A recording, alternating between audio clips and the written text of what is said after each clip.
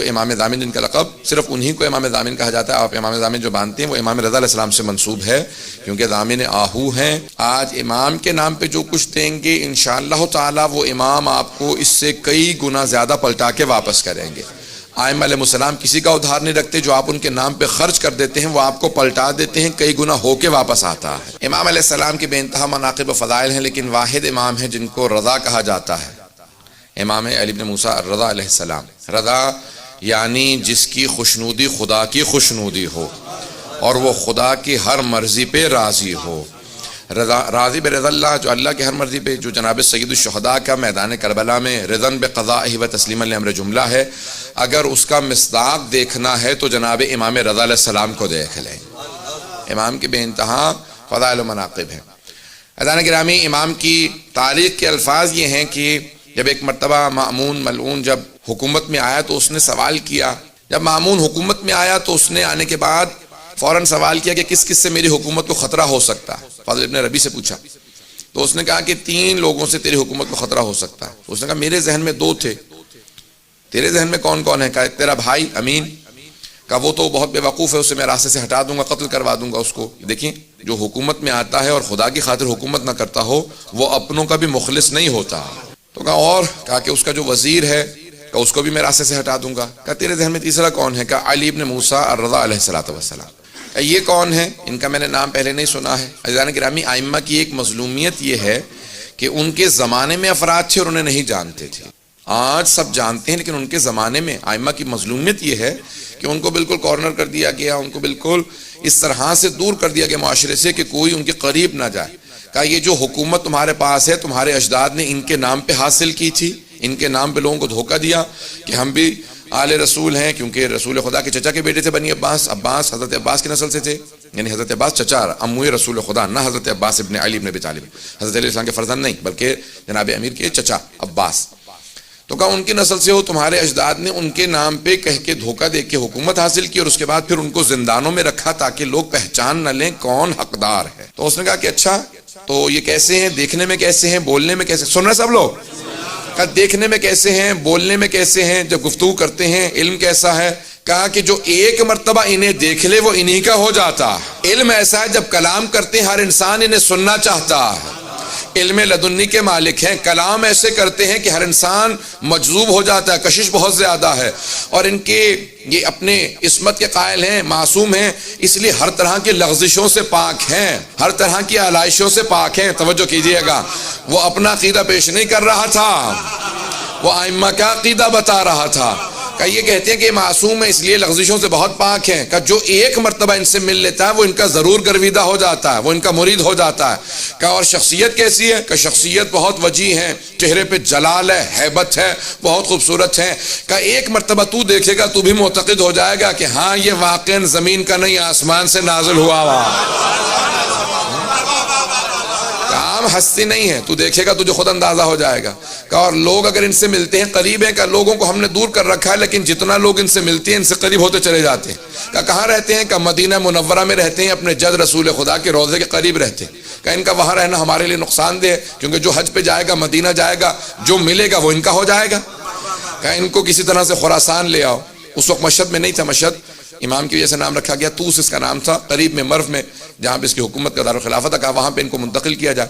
کہا جاؤ جا کے ان کو وہاں سے دعوت دو اور ان کو خراسان منتقل کر دو. کہا جب لے کے چلنا تو ان کو عماری میں بٹھا دینا. کہا عماری میں کیوں بٹھائیں؟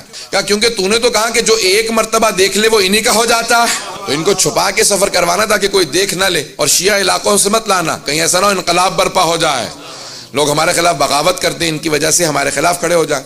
کہ ان کو کافر علاقوں سے لانا یا ان علاقوں سے لانا جہاں پہ اہل بیت کے ماننے والے نہیں. توجہ تو ہے. جب سفر شروع ہو گیا یہاں سے گئے، امام سے کہا کہ آپ خراسان میں آپ کو طلب کر لیا گیا. امام نے اپنے سارے بہن بھائیوں کو جمع کیا، بنی ہاشم کو جمع کیا، سادات کو جمع کیا اور کہا دیکھو جس طرح سے جناب امیر جب گئے تھے نا مدینے سے تو جانتے تھے میں پھر واپس کوفے سے نہیں آؤں گا، جس طرح سید الشہداء گئے تھے جانتے تھے، اس طرح سے میں بتا رہا ہوں کہ میں واپس نہیں آؤں گا، یہ میرا آخری سفر ہے اور اسی کے اندر میری شہادت ہو جائے گی سفر میں. اور امام نے سب کو جمع کیا، کچھ وصیتیں کی اور چلے. جب سفر میں جانے لگے تو سب بہن بھائی بہت امام کے، خصوصاً حضرت معصومہ جو بہت زیادہ محبت کرتی تھی بھائی سے ملی، سب بہنیں بھائی رونے لگے. امام نے کہا نہیں آپ لوگ یہیں پہ رہیں اور بعد میں آپ لوگوں کے لیے سفر ہوگا میں جانتا ہوں، اور امام سفر کے لیے چلے گئے، اماری میں بٹھایا گیا، امام کو لے جایا گیا، سفر شروع ہو گیا۔ جب سفر شروع ہو گیا تو اب مختلف علاقوں سے گزر رہے تھے، جو افراد ساتھ چل رہے تھے وہ مامون کے مامور تھے، مامورین تھے جن کو امر دیا گیا تھا، حکومت کے کارندے تھے، حکومت کے کارندے تھے، لیکن سفر میں امام رضا کے تھے، جو ہم سفر رہتا ہے کسی معصوم کا تو وہ معصوم ہی کا ہو جاتا۔ اب سارے مامور تھے حکومت کے، لیکن جب امام کے ساتھ چلنے لگے، کسی نے امام کی عبادت کو دیکھا، کسی نے زہد کو دیکھا، کسی نے عبادت کو دیکھنے کے بعد کہا امام کا چہرہ بتا رہا ہے یہ معصوم ہے۔ اب اکثر مامون کے کارندے امام کے ساتھ چلنے کی وجہ سے امام کے ہوتے چلے جا رہے تھے، جو نہیں بھی مانتے تھے وہ دل میں ماننے لگے تھے۔ اب کئی افراد تھے کہ نہیں ظاہری طور پہ کسی کو نہیں بتاؤں گا کہ میں ان کا ماننے والا ہوں، لیکن اب دل میں امام کو بعض بار دیکھتے تھے مسکراتے کا۔ اب مولا بھی جانتے تھے امام کہا اسے جاتا ہے جو دلوں کے بھید جانتا ہو۔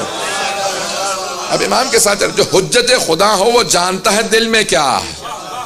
امام سفر میں ہے، مختلف سفر کے احاطوں کے اندر امام کو ایک مرتبہ نیشاپور کے اندر جب پہنچے، نیشاپور اس وقت مرکز تھا علم کا، بہت بڑے بڑے علماء شیعہ سنی وہیں نیشاپور سے گزرے ہیں، سب کے ذہنوں میں واقع ہے۔ مجھے صرف اشارہ کرنا ایک نتیجہ دینے کے لیے، اس مقام پہ 16,000 یا 18,000 محدثین جمع ہو گئے، اور سب کے سب ایک بات سوچ رہے تھے کہ عرب کا بہترین خاندان بنی ہاشم ہے، اور ایران کا جو بہترین خاندان تھا شاہی خاندان، اس کی بیوی جناب شہربانو بنی ہاشم کے بہترین حسین سے بیاہی گئی۔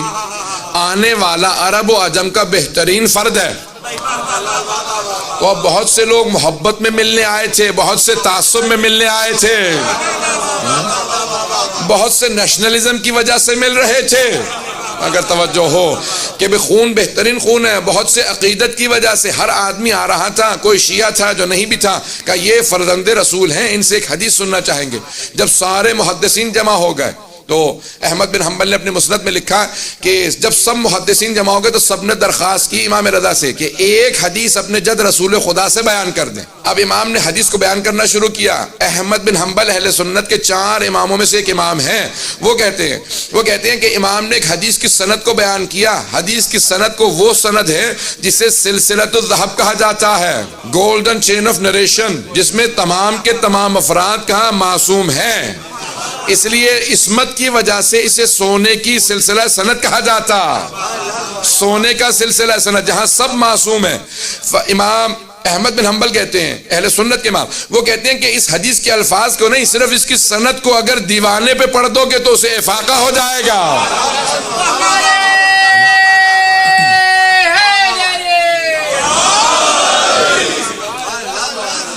اگر دیوانے پہ پڑھ دو سے افاقہ ہو جائے گا۔ کہ کیوں؟ کہ اگر بیمار پہ پڑھو کہ شفا مل جائے گی، کہ کسی بھی مرض کے اندر کوئی مبتلا ہو، کسی بلا میں مبتلا ہو، سند کو پڑھ لے کا واحد حدیث ہے جس کے سلسلہ سند میں سب کے سب معصوم ہیں۔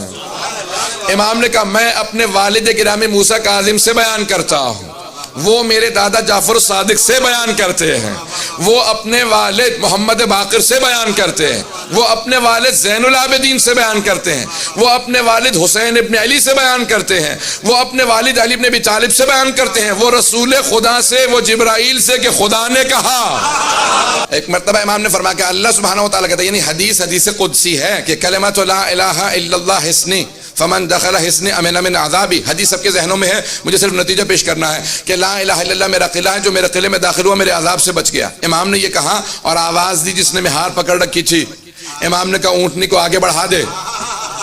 امام نے پردہ گرا دیا، جیسی اونٹنی آگے بڑھی امام نے سب کو سوچنے پہ مجبور کیا۔ جب سب لکھ رہے تھے سند کو، حدیث کے الفاظ کو، روایت کے الفاظ کو، متن کو سب نے لکھا، قلم روک دیا کہ صرف لا الہ الا اللہ کہیں جنت میں چلے جائیں گے۔ امام نے جب سب کو لمحہ فکریہ دے دیا، سوچنے میں مجبور کیا، تو امام نے دوبارہ کا ذرا رک، ایک مرتبہ امالی کا پردہ ہٹایا۔ امام نے کہا بشروطہا، لا الہ الا اللہ کی کچھ شرائط ہیں، کنڈیشنز ہیں، وَأَنَا مِن شُرُوطِهَا، لا الہ الا اللہ کی شرائط میں سے ایک شرط کا نام امام رضا ہے۔ امام پہنچے تو اس نے فوراً پہنچنے کے بعد مامون نے دیکھا امام کو، وہ جو سب سے دربار میں کہہ رہا تھا خبردار کوئی تعظیماً کھڑا نہ ہو، توجہ ہو، وہ خود ایک مرتبہ اپنے تخت پہ کھڑا ہوا اور امام سے کہنے لگا فرزند رسول تشریف لائیے، یہ آپ ہی کا تخت ہے۔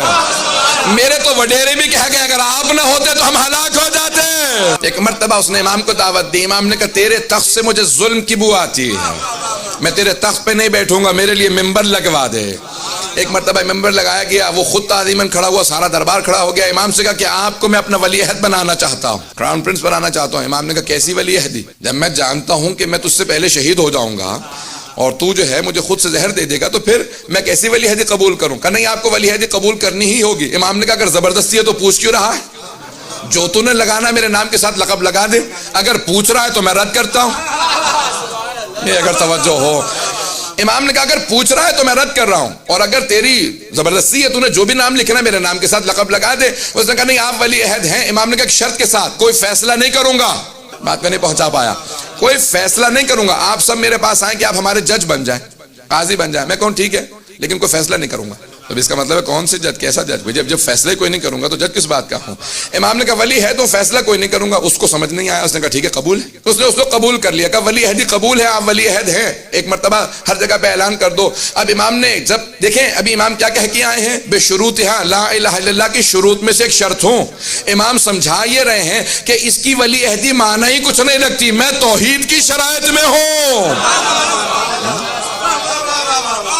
جو توحید کی شرائط میں ہو، مامون کی ولی عہدی کیا معنی رکھتی ہے؟ اگر بات پہنچ رہی ہو، اس کی ولی عہدی کی حیثیت کیا ہے؟ میں توحید کی شرائط میں ہوں، یہ ایک ظالم بادشاہ ہے۔ ایک مرتبہ فیصلہ آیا اس کے سامنے، اور ایک آدمی کو لایا گیا کہ یہ چور ہے، اس نے چوری کی ہے۔ تو اس نے مامون نے فوراً چور سے سوال کیا کہ بھئی واقعاً تم نے چوری کی ہے؟ اس نے کہا ہاں چوری کی ہے۔ کہا جانتے ہو چوری کی سزا کیا ہے اسلام میں؟ کہا ہاں ہاتھ کاٹ دیا جاتا ہے، حد جاری ہوتی ہے۔ کہا اچھا حد جاری ہوتی ہے، جانتے ہو پھر بھی چوری کی اور اقرار بھی کر رہے ہو؟ کہا ہاں حد جاری ہوتی ہے، لیکن کون حد جاری کرے گا؟ کون میرا ہاتھ کاٹے گا؟ تو نہیں پہنچا پا رہا۔ کہا تو میرا ہاتھ کاٹے گا؟ ہاں میں ہاتھ کاٹوں گا۔ تو نے سوال کیسے کر دیا کہ میں تیرا ہاتھ کاٹوں گا؟ کیوں نہیں کاٹ سکتا، میں حاکم وقت ہوں۔ کہا سن، تیرے باپ نے جو بیت المال سے پیسہ چرایا تھا اس سے ایک کنیز جو خریدا، تو اس سے پیدا ہوا، تو پوری امت کی ملکیت ہے، حاکم نہیں ہے۔ خبردار میرے سے اونچی آواز سے بات نہ کرنا، میں امت ہوں، تو امت کی ملکیت ہے۔ اس نے کہا تو نے میری توہین کی ہے، جسارت کی ہے، تجھے سزا ملے گی، اور ہمارا ولی عہد فیصلہ کرے گا۔ امام سے کہا کہ آپ فیصلہ کیجئے۔ امام نے کہا کیسا فیصلہ؟ کہا آپ ولی عہد ہیں، آپ فیصلہ کیجئے۔ امام نے کہا میں نے تو پہلے شرط رکھی تھی کوئی فیصلہ نہیں کروں گا۔ بات واضح ہے، میں نے تو پہلے شرط رکھی تھی کوئی فیصلہ نہیں کروں گا۔ اس نے کہا کہ نہیں آپ کو فیصلہ کرنا ہوگا، میرے پہ حرف آ رہا ہے اور آپ فیصلہ نہ کریں۔ امام نے کہا پھر سن، جو یہ کہہ رہا ہے وہ سچ ہے۔ جو بیت المال سے چرا لیا جاتا ہے وہ بیت المال ہی کا رہتا ہے۔ جناب امیر نے یہی کہا تھا نا اپنے پہلے خطبے میں کہ اگر تم میں سے کسی کے باپ نے بیت المال سے پیسے چرا کے ماں کا مہر بھی دیا ہو تو میں واپس لے لوں گا۔ بیت المال سے چرا لیا جائے تو یہ نہیں ہوتا کہ بیت المال کی ملکیت نہیں رہتی۔ عزیزان گرامی، ائمہ علیہ السلام کا معیار بہت بلند ہے، تو ان کے شیعوں کا معیار اسی طرح سے بلند ہونا چاہیے۔ اگر بات پہنچ رہی ہو، اس پہ واہ واہ کہنے والے بہت کم افراد ہیں۔ عزیزان گرامی، ہمارے معیارات بہت بلند ہونے چاہیے، ائمہ کی عقیدت رکھنے کے نتائج ہونے چاہیے، ان کے اعتقاد، ان کی امامت پہ، ولایت پہ ماننے والے۔ ایک مرتبہ مامون نے سنا اور فوراً تخت سے اترا اور چلا گیا، اور اسی کے بعد اس نے فیصلہ کیا کہ اب میں ان کو زہر دے دوں گا۔ امام نے کہا مجھے اس بات کی پرواہ نہیں ہے، لیکن میں کبھی اپنی زبان سے کوئی ایسی بات نہیں کروں گا جس سے حق چھپا لیا جائے، ظلم کی تائید ہوتی نظر آئے۔